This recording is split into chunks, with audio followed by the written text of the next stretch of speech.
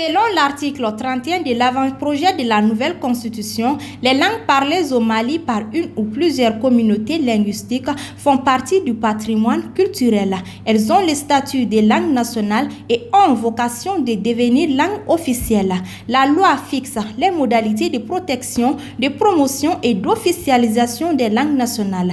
Le français est la langue d'expression officielle. L'État peut adopter par la loi toute autre langue étrangère comme langue d'expression officielle. Cet article crée beaucoup de polémiques au sein de la population car certains semblent faire leur choix parmi les 13 langues nationales proposées.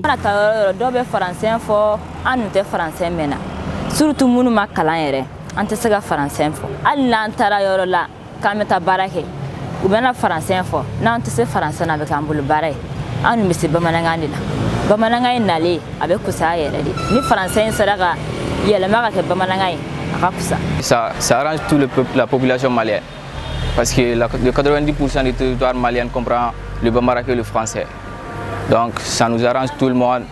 Par exemple, si on fait le journal en français, ça peut trouver que 20% et ils ont compris et que 80% ils n'ont pas compris. Donc ces 20% ne peuvent pas transmettre ce qu'on a dit en journal. Donc si on a fait le journal en Bambara, le 80% peut comprendre. Donc eux, ils peuvent transmettre ce qu'on a dit à 20%. Et même à l'école, on peut comprendre ce qu'on est en train de dire, ce que les professeurs sont en train de dire, on peut comprendre tout ça. Donc ça nous arrange. Monsieur Keita Issa, professeur de lettres, s'exprime en profondeur sur le choix de la langue officielle. Bon, faire une langue de chez nous, une langue nationale ou une langue préférée, c'est une très bonne chose. Pour quelle raison? Parce qu'aucun pays, aucune nation ne pourra se développer sans sa langue nationale. Raison pour laquelle, moi quand même j'opte pour qu'on essaye de prendre une langue de chez nous comme langue nationale qui sera acceptée de tous.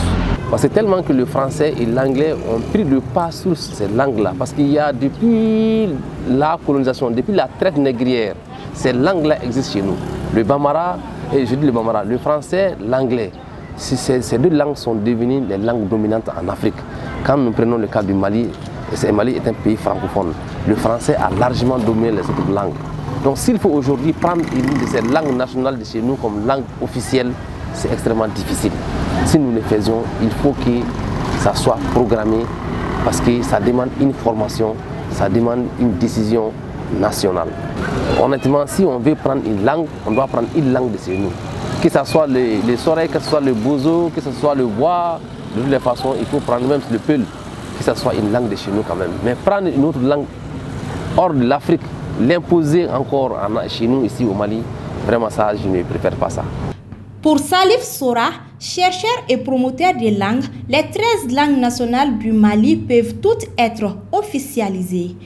Jamana dola aya jatemine langue officielle côté ibta soro ulu ba fodro nini anka baraka kan anka kanton nu beledele langue officielle nakare ali bisaka kambi duro officielle anka kan kantan sabadronde bola ka ulu officielle bamana kan no fe basitola nakada ambisaka officielle ka fara français kan bola misale la anka kantan sabaka fara français kan nakada ambe wala kan wera fara kan na fa anglais bola be ka kantan duru ka ulu be officielle anka sera somba kono wala bara be ke fana chugumina kelen kon be min be suwandi ne jamana den famba ko anka bara kali mi wala ambe soro ka bara ke wala anka ore be na kala anka kala sonu kono ka cha ore be na ke alna anka president be kuma min fo la seli min ka anka jamana gouvernement be kuma feminu na conseil des ministres na. En attendant l'adoption de ce projet de loi, les avis se divergent.